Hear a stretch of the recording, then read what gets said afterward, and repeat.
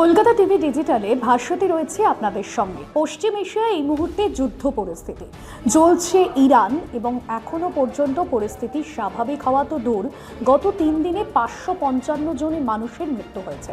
তবে ইরানে যে রাজনৈতিক সংকট তৈরি হয়েছে, সেই সংকট যে অর্থনীতিতেও প্রভাব ফেলতে পারে এবং সবথেকে বড় প্রভাব ফেলতে পারে আন্তর্জাতিক তেলের বাজারে, এটাই কিন্তু একটা বড় বিষয়। এই মুহূর্তে দাঁড়িয়ে মনে করা হচ্ছে যে ইরানের যে পরিস্থিতি তৈরি হয়েছে, যার প্রভাব কিন্তু ভারতের তেলের বাজারেও পড়তে চলেছে।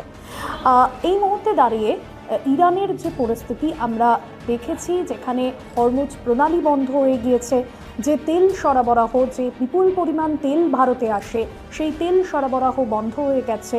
এবং তেল সরবরাহ বন্ধ হয়ে যাওয়ার জন্য যে অপরিশোধিত তেলের ভাণ্ডার, যেখান থেকে প্রায় বলা হচ্ছে যে 90% মধ্যে 40% আগে আসতো, এবং এই মুহূর্তে সেটা বেড়ে 50% হয়েছে।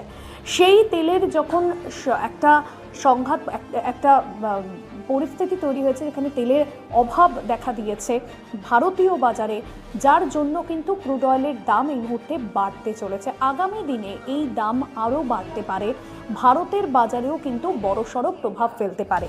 এবার বলে রাখি, বিশ্ববাজারে ব্রেন্ট ক্রুডের ব্যারেল প্রতি দাম $80।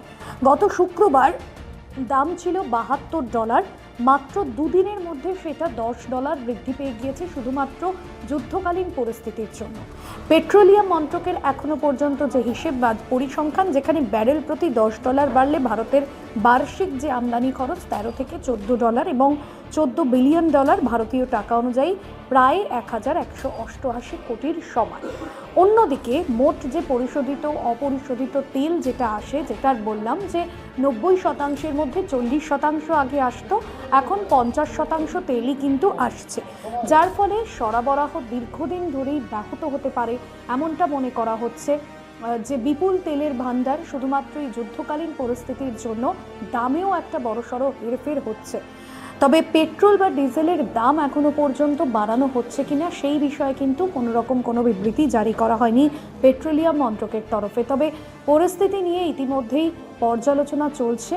আগামীতে কি সিদ্ধান্ত হয় সেদিকে সেহেতু অবশ্যই নজর থাকবে। তবে আমদানি শুল্ক এবং অন্যান্য বিষয়ে কমিয়ে সাধারণ মানুষের ওপর যে চাপ, সেই চাপ কমানোর চিন্তাভাবনাও চলছে, যাতে আমদানি শুল্ক অনেকটা কমানো যায়, সেই দিকটাও কিন্তু বিবেচনা করে দেখা হচ্ছে।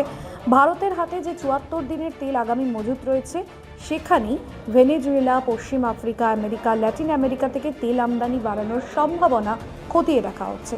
রাশিয়া থেকেও কিছুটা আমদানি কমিয়েছে ভারত। এবার সেক্ষেত্রে বিশ্ব রাজনীতির যে টানাপোড়েন, সেই টানাপোড়েন যে তেলের বাজারে একটা বড়সড় প্রভাব ফেলতে চলেছে, এবং আগামী দিনে ভারতের যে তেলের যে তেলটা বিপুল পরিমাণে আসতো সেখান থেকে, সেটাই যে একটা দাঁড়ি পড়তে চলেছে, সেটা কিন্তু আগাম ভবিষ্যৎ এই মুহূর্তে দাঁড়িয়েই স্পষ্ট হয়ে যাচ্ছে।